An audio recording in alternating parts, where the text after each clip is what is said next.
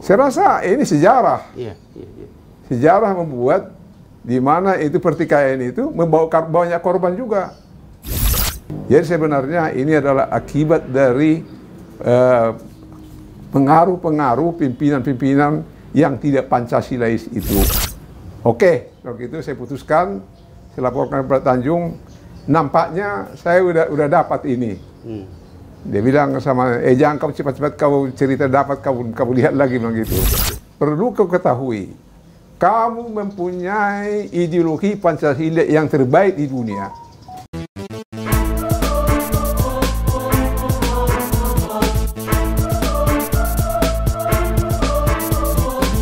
Tentara rakyat, tentara pejuang, tentara nasional, tentara profesional. Salam prajurit, salam merah putih. Welcome to podcast Puspen TNI. Terima kasih Anda masih menyaksikan channel podcast Puspen TNI. Tidak lupa saya menyapa Sobat TNI dimanapun berada dan bertugas yang saat ini masih selalu setia menjaga keutuhan negara kesatuan Republik Indonesia. Dan saya mendoakan semoga Sobat TNI tetap sehat dan selalu dalam lindungan Tuhan Yang Maha Kuasa. Sobat TNI, pada podcast kali ini saya akan berbincang-bincang dengan sosok prajurit TNI lulusan Akademi Militer Nasional pada tahun 1963 yang telah menorehkan sejarah penting bagi dunia militer Indonesia. Sang prajurit profesional, sang prajurit tempur yang hingga saat ini memiliki jiwa patriot sejati. Beliau adalah Letnan Jenderal Purnawirawan Sintong Panjaitan. Selamat siang, Bapak. Ya, saya juga mengucapkan salam prajurit, salam merah putih juga. Oke, salam prajurit Bapak luar biasa. Jiwa patriot Bapak hingga saat ini masih kental dalam jiwa Bapak. Apa kabar Bapak hari ini? Baik. Sehat ya? Sehat. Pak Sintong, kita akan berbicara di acara podcast ini yang tentunya bincang-bincang kita santai, tapi juga mengandung makna yang begitu dalam. Saya lanjut aja pada peristiwa yang pernah saya baca dalam biografi Pak Sintong. Pada waktu itu, sebelum terjadinya peristiwa G30S, bisa nggak ya Bapak menceritakan waktu itu kalau tidak salah Bapak akan diterjunkan ke Kuching, Sarawak, Malaysia. Silakan Bapak. Baik, terima kasih. Ini sebenarnya adalah suatu kesungguhan dari pemerintah untuk menunjukkan bahwa kita tidak setuju dengan negara Malaysia itu. Jadi yang ditunjukkan oleh Indonesia bahwa kita harus mengadakan pertempuran dengan pasukan-pasukan yang terbaik, yang siap di Sarawak itu. Jadi yang kita mau lawan itu sebenarnya adalah yang di sana adalah satuan dari Inggris. Maka oleh karena itu kami diperintahkan untuk mempersiapkan serbuan ke Malaysia, ke Sarawak. Di dalam rapat di Istana Negara, di mana ditanya kepada Pak Jani, apakah pasukan RPKD bisa diterjunkan di Malaya. Jadi pada saat itu dengan perhitungan strategis, Pak Yani menjawab bahwa belum saatnya kita terjun ke Malaya. Jadi kami minta supaya kami terjun di daerah Sarawak. Maka kami diperintahkan untuk persiapan untuk melaksanakan penerjunan di Sarawak. Memang saya dengan pasukan saya yang dipimpin oleh waktu itu Letnan Tanjung dengan satu kompi telah dipersiapkan dan akan melaksanakan penerjunan ke Sarawak. Jadi kami ke sana berangkat adalah sebagai sukarelawan, tidak menunjukkan identitas dari para Kopassus atau RPKD. hanya mempunyai pakaian hijau dengan topi hijau, dengan tidak punya tanda pangkat dan tidak punya tanda-tanda apapun. Jadi seperti seorang ini rakyat biasa yang melawan dari aktivitas dari musuh yang ada di sana.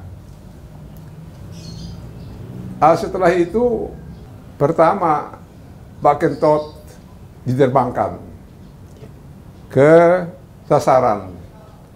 Tapi pada saat itu ada permasalahan, pesawat Hercules yang mau berangkat ke sasaran mengalami gangguan dari patroli Inggris, patroli dari Malaya, sehingga pesawat itu berputar ke Indonesia. Begitu berputar, pasukan-pasukan artileri Indonesia menembak pesawat itu, salah tembak. Iya. Jadi pesawatnya jatuh. Hanya memang tidak ada yang korban karena bisa selamat, karena yang kena adalah hanya mesinnya. Iya. Setelah itu terjadi, kami yang akan diberangkatkan 2-3 hari lagi diadakan suatu rapat di Kopassus atau di RPKD. Apapun yang terjadi, bahwa dalam 2-3 hari ini pasukan Tanjung sebagai komandan Kompi, saya Sintong Panjaitan sebagai komandan Peleton 1, Pak Widodo sebagai komandan Peleton 2, Pak Medi sebagai komandan 3, harus langsung terjun ke sasaran. Kami ini nanti akan menghadapi musuh yang lebih besar, karena penarikan musuh ke arah Pak Kentot Hartono kan tidak jadi lagi. Nah, pada saat itulah, pada tanggal 30 September, terjadi G30S PKI. Pagi-pagi kami diperintahkan supaya tidak boleh bergerak kemana-mana, tunggu perintah baru. Nah, waktu itu yang merintahkan pada saat Bapak kan tidak jadi berangkat ke Sarawak atau Kuching Malaysia Timur itu, Pak. Yang perintahkan Bapak untuk tidak berangkat siapa ya, Pak ya? Pak Sarwedi. Apa yang Bapak lakukan ketika itu, Pak? Segera diperintahkan bahwa pasukan kami, pasukan yang siap operasi ke Sarawak, suka memakai satuan Kopassus, masukan RPKD. Karena kami waktu itu pakaian kami adalah pasukan sukarelawan, maka yang diganti hanya jaket loreng dan ditambah baret dan diberi pangkat. Maka diberitakan pada waktu itu, kamu siap sewaktu-waktu akan bergerak sekarang untuk operasi penumpasan G30 PKI. Pemirsa podcast Puspen TNI, jangan kemana-mana, ikuti selanjutnya. Pak Sintong, kita lanjut ngobrol-ngobrol lagi. Tadi Bapak sudah menceritakan ketika Bapak tidak jadi ke Sarawak, lantas Bapak diperintahkan untuk mendapatkan tugas baru.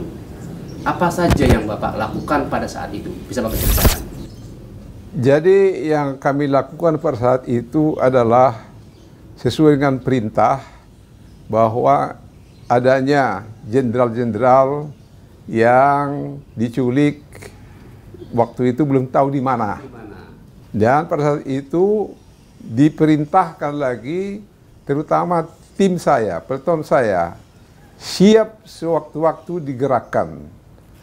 Karena waktu itu kita nggak tahu G30 PKI, yang tahu adalah mereka-mereka yang mengadakan pembunuhan kepada para jenderal. Jadi G30 PKI baru berikutnya. Baru berikutnya tahu ya namanya. Setelah Bapak mendapatkan perintah itu, waktu itu Bapak belum tahu apa sih itu, peristiwa apa sih, taunya hanya pembunuhan saja, gitu ya Pak ya. Ya. Dan yang dibunuh, Bapak tahu bahwa itu jenderal ya Pak ya, para jenderal Angkatan Darat. Ya. Apa yang Bapak lakukan? Waktu itu sebetulnya kami sudah tahu bahwa dalam rapat itu juga yang melaksanakan pembunuhan itu adalah dari Cakar Birawa terhadap jenderal Angkatan Darat. Maka yang menjadi masalah utama adalah kelihatannya ada suatu perebutan kekuasaan. Dan ini ketahuan hanya melalui RRI. Televisi pada waktu itu masih belum ada ya Pak ya.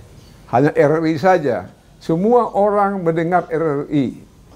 Apa dikatakan RRI akan terpengaruh kepada seluruh rakyat Indonesia. Maka waktu itu diputuskan bahwa Kompi Tanjung siap untuk merebut RRI.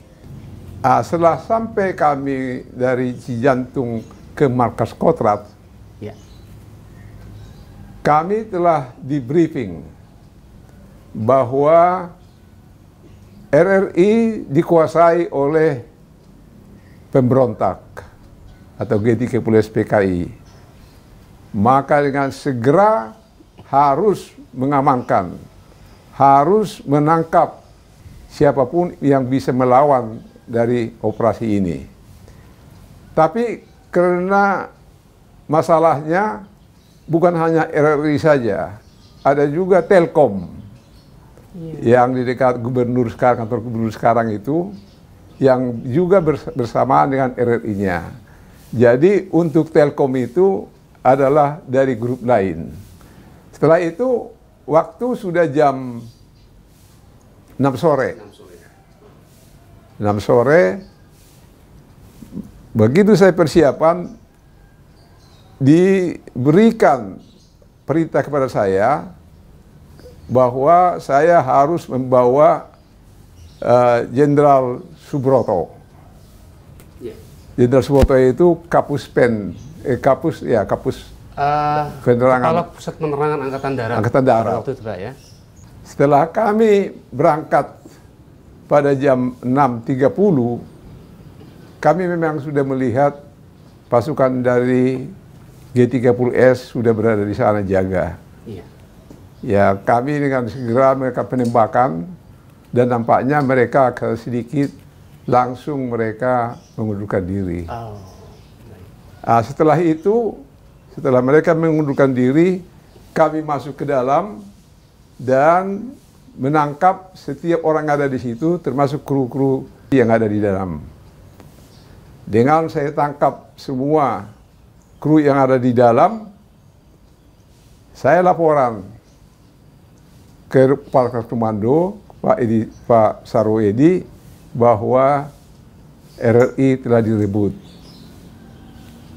Tapi yang anehnya, waktu saya laporan kepada Pak Sarwo Edi, mengatakan kau harus laporan yang benar karena siaran dari G30S itu masih jalan terus. Masih mutar? Masih, Anda nggak tahu waktu itu masih jalan terus dulu. Saya cari bolak-balik kemana-mana gitu, nggak ada orang lagi. Di RRI itu sudah nggak ada orang padahal? Nggak ada, kalau kita tangkap. Iya. Saya pikir, memang di situ karena kemampuan waktu itu, mau saya rusak itu RRI-nya itu. Tapi ada seorang dari staf RRI itu, Pak jangan Pak, ini nanti itu mahal semua itu. Sehingga segera dia mengambil sikap, ada kontaknya dimatikan, maka selesailah siaran itu tidak ada lagi. Itu mungkin sebabnya pada saat Bapak laporan, Bapak diminta laporan yang benar. Jadi setelah itu saya laporan sama Pak Sarwedi. Pak Sarwo? Siap, sudah dihentikan. Iyalah, yang benar, baru ini udah berhenti, begitu. Jadi setelah berikutnya kita bicara-bicara gitu, apa sebetulnya? Sebetulnya Pak, saya bilang sama Pak Sarwedi, Bapak memerintahkan saya menangkap orang yang ada di sana. Saya tangkapi semua. Saya tahu sebetulnya harus kalau Bapak memerintahkan untuk menghentikan siaran itu, ya mungkin saya ledakkan itu gitu. Jadi ada gunanya juga. Ya, ada gunanya juga. Semua. Kau orang kampung kau ya. Gitu. Nah, jadi dengan adanya itu, dengan kita selesaikan, akhirnya kita ambil orang-orang RRI yang ada di sana itu membantu. Habis itu saya kawallah Pak Ibnu Subroto ke dalam, terus kita berikan kesempatan untuk beliau. Ternyata beliau membacakan konsep yang ditandatangani Pak Harto. Jadi waktu Pak Subroto membacakan amanat Pak Harto, kami berdua saja berada di ruangan itu. Dengan dibacakannya konsep itu, maka memang terasa bahwa seolah-olah PKI itu sudah habis. Sebetulnya yang menghabiskan PKI pertama-tama itu adalah dari RRI itu. Kalau RRI itu masih jalan terus, masih banyak masalah lagi. Banyak kepada saya datang terima kasih, karena mereka yang pada jenderal juga udah ditangkap. Ada yang di Palembang, mereka udah ditangkap, ada beberapa kolonel di situ. Tapi setelah diberitahu RRI itu direbut, mereka lari, ditinggalkan tangkapan mereka itu. Pemirsa, luar biasa ungkapan terima kasih mengalir pada beliau karena keberhasilannya dalam merebut RRI. Kemudian Pak, setelah Bapak selesai mengawal Pak Subroto untuk membacakan amanat Pak Harto, apa gerakan Bapak selanjutnya? Tapi begitu selesai kita laporkan bahwa sudah direbut, segera saya dapat perintah dari Pak Tanjung. Sekarang segera kembali ke Kostrad, waktu pistol kan di dekat gitu. Sampai di sana kami diperintahkan untuk segera merebut Halim Perdanakusuma. Jadi waktu itu kami udah jam 11 malam, saya rasa jam 11. Kami berangkat dari Kostrad menuju Halim Perdanakusuma. Setelah sampai di Halim Perdanakusuma, ternyata bahwa mereka dari batalion yang dari Jawa Timur yang pro komunis itu juga berada di sana. Sehingga kami lama juga tembak-menembak dengan mereka. Setelah kita kuasai, maka satuan-satuan Kopassus atau RPKD bisa masuk ke dalam. Karena kami paling depan. Ada satu batalion itu yang masuk ke sana itu. Jadi bukan hanya peletonya kompinya Pak Tanjung, Pak Kentot, masih banyak lagi kompi itu disiapkan untuk melawan batalion yang ada di sana, batalion komunis yang ada di sana. Nah, setelah itu kami dapat perintah untuk tidak ada satupun pesawat yang berangkat. Jadi kalau ada pesawat yang take off harus dihalangi, tidak boleh. Tapi anehnya waktu itu, karena keadaan siapa lawan siapa kawan, kami sudah rebut setengah lapangan itu. Di lapangan itu ada satu dapur besar. Dapur besar ini dia memasak makanan-makanan, padahal kami menguasai dapurnya, tapi makanan yang dimasak itu dikirim ke batalion yang kami lawan. Kami nggak tahu mau kemana ini, karena itu masih bingung. Jadi memang bisa menggambarkan suasana demikian, sehingga mulailah lebih jelas lagi, maka perintah udah lebih tegas. Semua tentara yang ada di sana harus dilucuti. Pak Sintong, pada saat semua itu sudah berjalan ya Pak ya, kemudian kan di level bawah ini kita nggak tahu sih, setelah Pak Sintong mengetahui semuanya, apa yang terjadi Pak di level atas secara politis? Jadi ini sebetulnya menunjukkan bahwa ada satu perbedaan pendapat, pertikaian di antara pimpinan atas waktu itu. Pertama-tama itu kita tidak mengetahui. Tidak mengetahui apa yang terjadi. Seolah-olah bahwa ada suatu perbedaan dari angkatan itu. Ini mungkin dari bekas komunis itulah ini, mungkin ini membuat bahwa angkatan bersenjata itu tidak bersatu. Akhirnya memang pada saat itu terjadilah suatu ini perbedaan pendapat. Saya rasa ini sejarah. Sejarah membuat di mana itu pertikaian itu membawa banyak korban juga. Jadi baik di pihak sana di pihak sini. Nah, ini lama-lama diperbaiki sehingga bisa kita berjalan sekarang ini. Jadi sebenarnya ini adalah akibat dari pengaruh-pengaruh pimpinan-pimpinan yang tidak Pancasilais itu, sehingga anak buahnya sebetulnya secara ini sebenarnya secara nunarinya bahwa dia ingin jadi seorang tentara saja. Jadi karena komandannya mengarahkan dia harus memihak dia, akhirnya korbanlah dia. Kayak gitu mas masalahnya. Setelah itu udah kami tahu bahwa batalion yang ada di sana, batalion komunis itu, akhirnya mereka mengundurkan diri, kembali mereka. Datanglah berita bahwa jenderal-jenderal yang dibunuh itu dibunuh di Lubang Buaya. Pada saat itulah karena kami satuan tempur yang siap untuk ke Malaysia, jadi perlengkapan kami udah lebih siap dari Kopassus yang lain.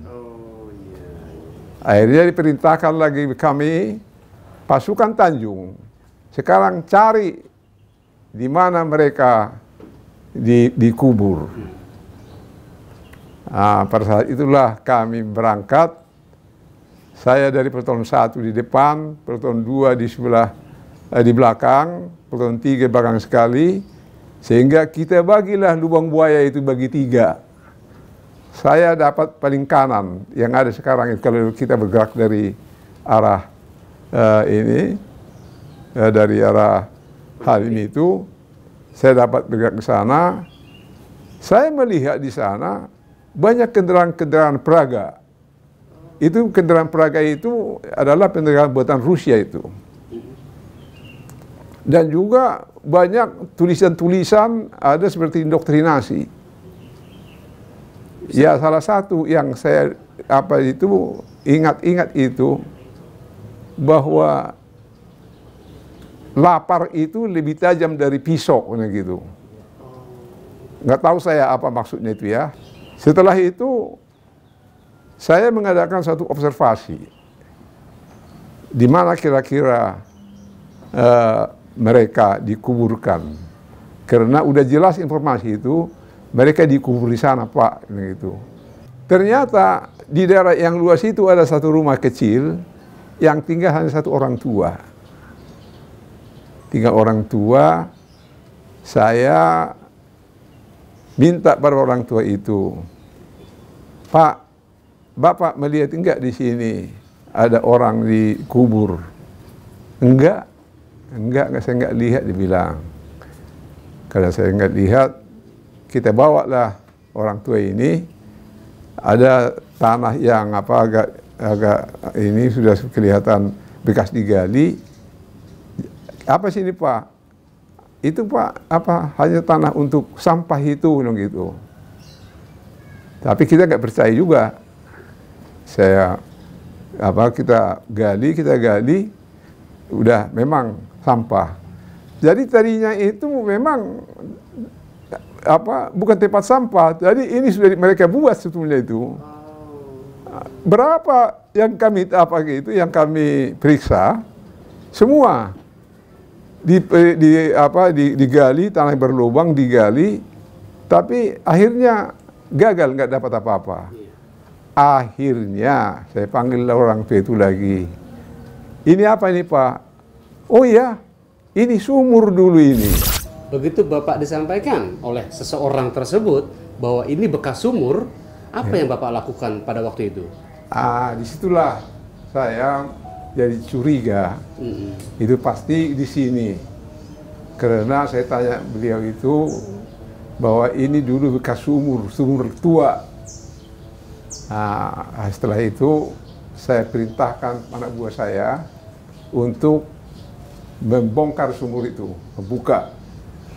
Jadi memang di atasnya itu selalu juga rumput-rumput yang daun-daun yang kering. Daun-daun kering. Tapi tidak seberapa dalam, sudah kelihatan tanah baru. Baik.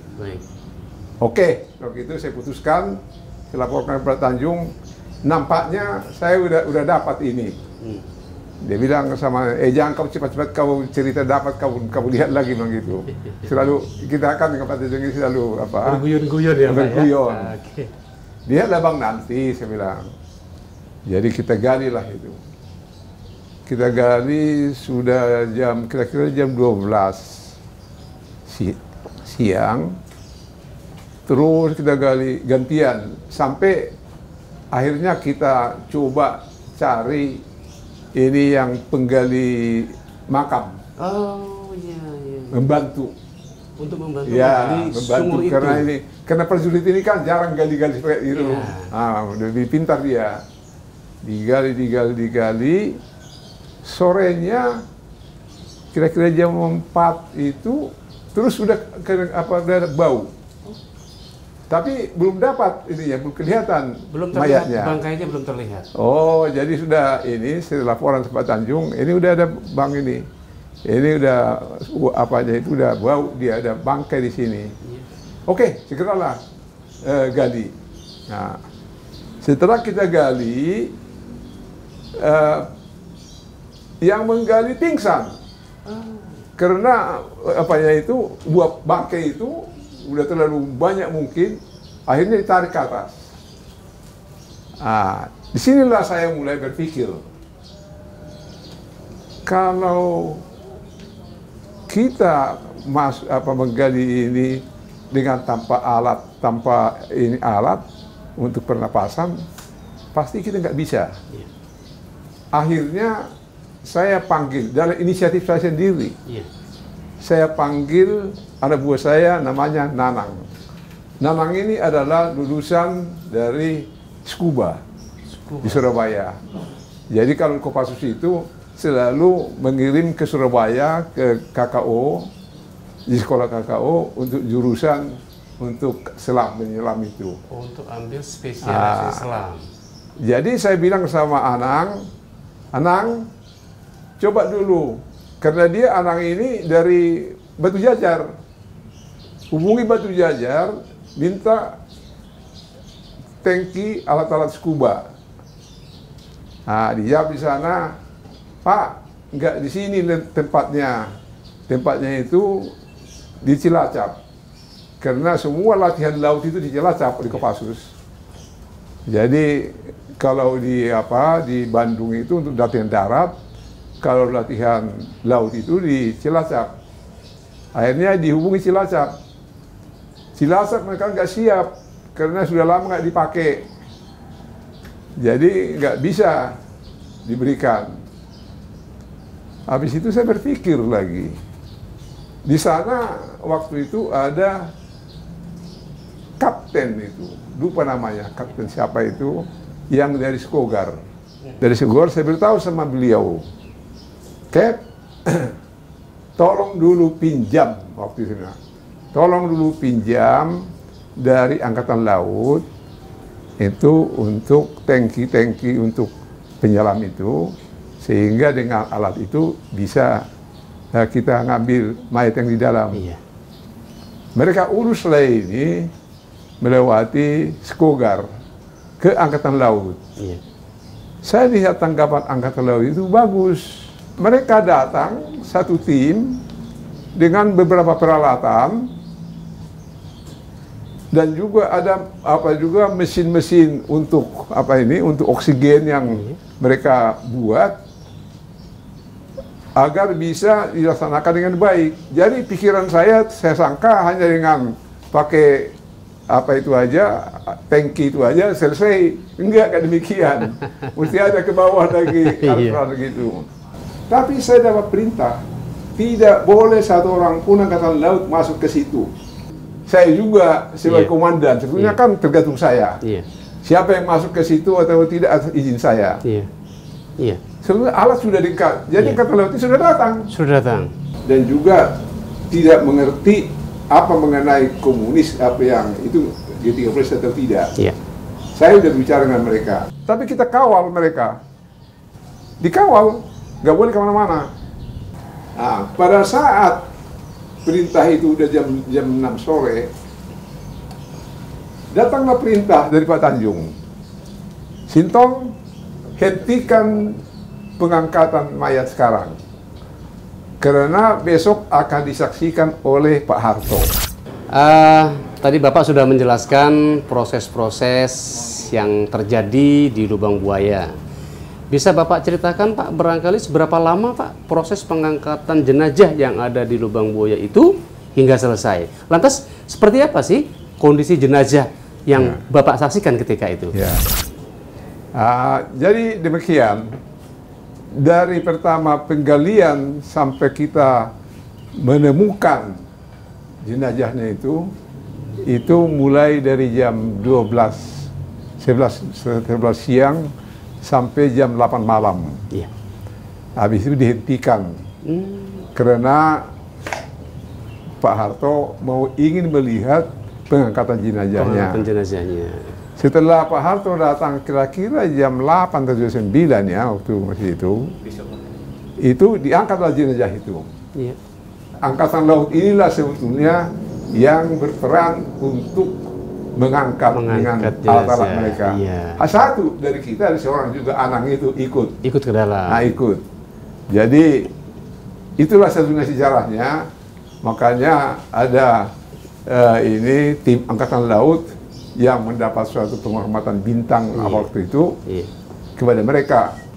Itu pengangkatan jenazah itu semuanya nggak lama kok.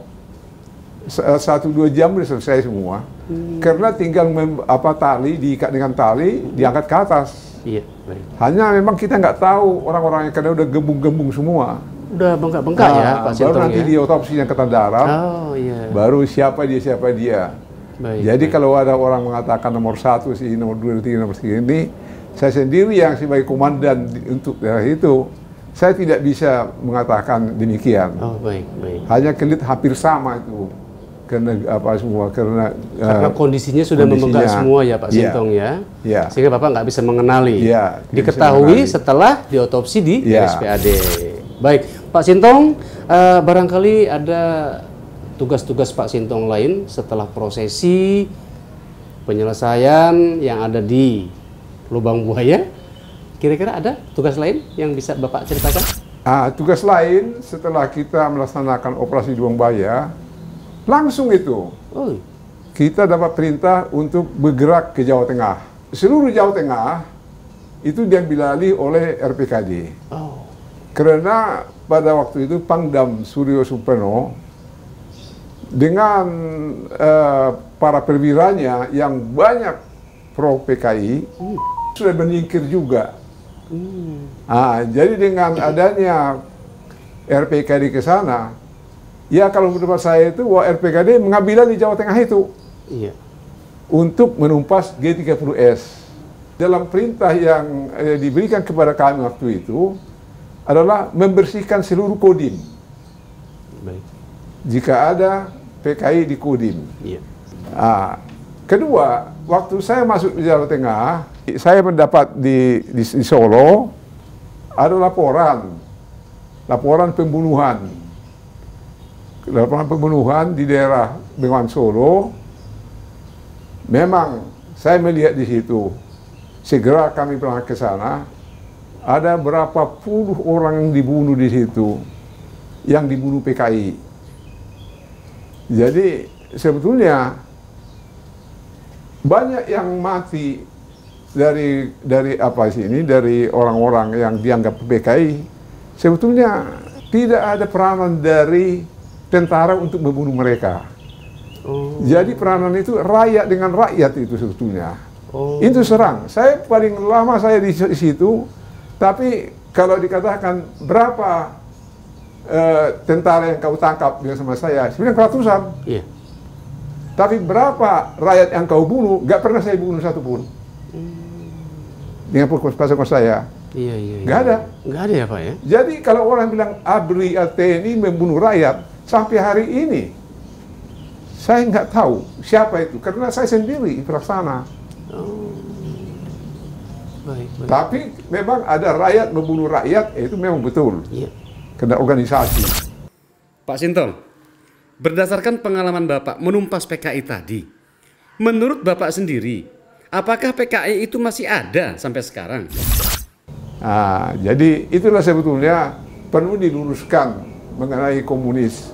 Jadi komunis itu sebetulnya menurut pendapat saya udah kapok gitu Indonesia itu. Nggak ada lagi komunis Indonesia. Sekarang mau tanya sama saya dulu, tunjukkanlah 20 komunis Indonesia ini. Saya kasih seminggu. Yang betul-betul mereka komunis. Supaya kita jelas. Jangan kita membuat sesuatu yang tidak ada. Sebetulnya masalah komunis itu ada dua macam.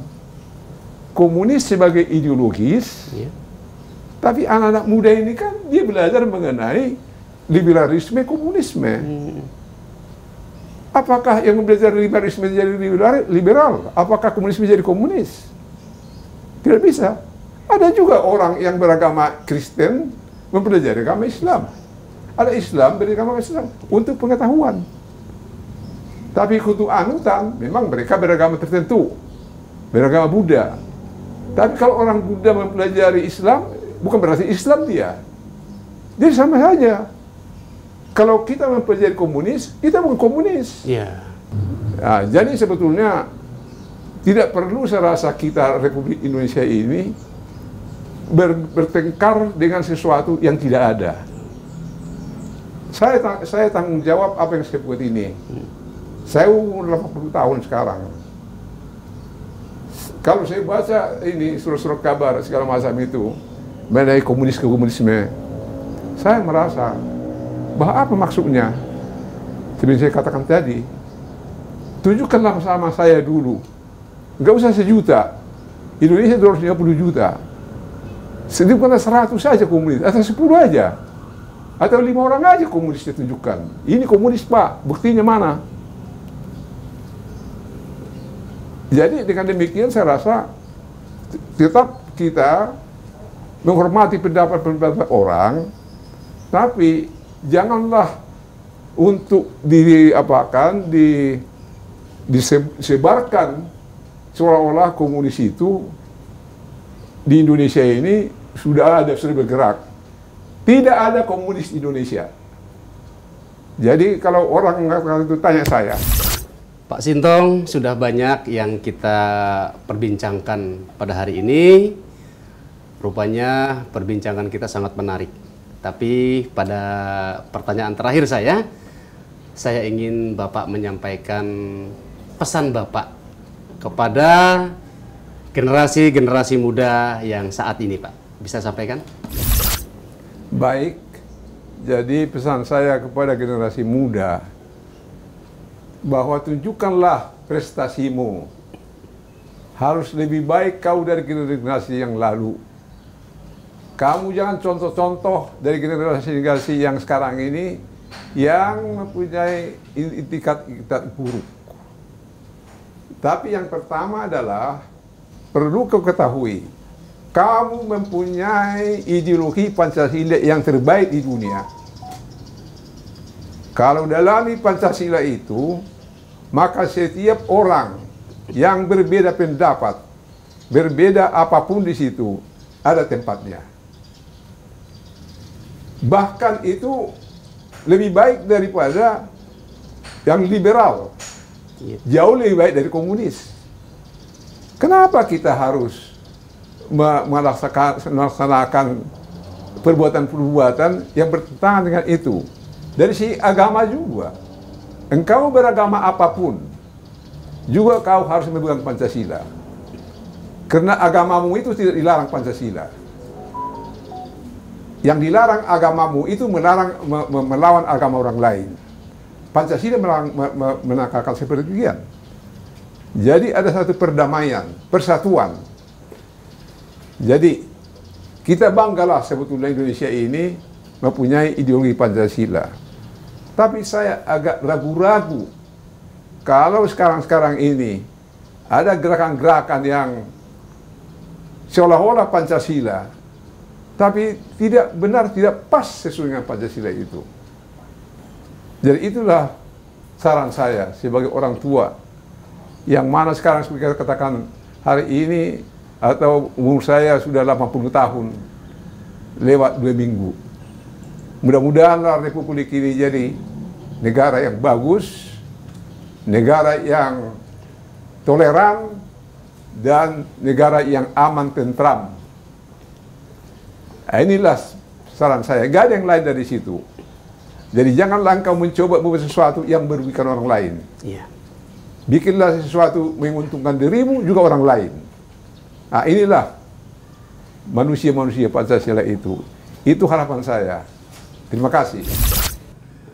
Baik Bapak, terima kasih atas perbincangan kita pada hari ini. Semoga ini semua dapat menambah inspirasi dan wawasan bagi Sobat TNI dimanapun berada dan bertugas. Sobat TNI, sesungguhnya masa purna bakti bukanlah akhir dari pengabdian seorang prajurit kepada bangsa dan negara. Pengabdian seorang prajurit akan terus berlangsung selama hayat di kandung badan. Dan prajurit tidak akan pernah berpulang. Namun prajurit hanya menyisih untuk memberi kesempatan pada generasi berikutnya. Sekian dari saya, sampai ketemu di podcast berikutnya. Jangan lupa like, komen, dan subscribe channel YouTube Puspen TNI. Sampai jumpa dan salam merah putih.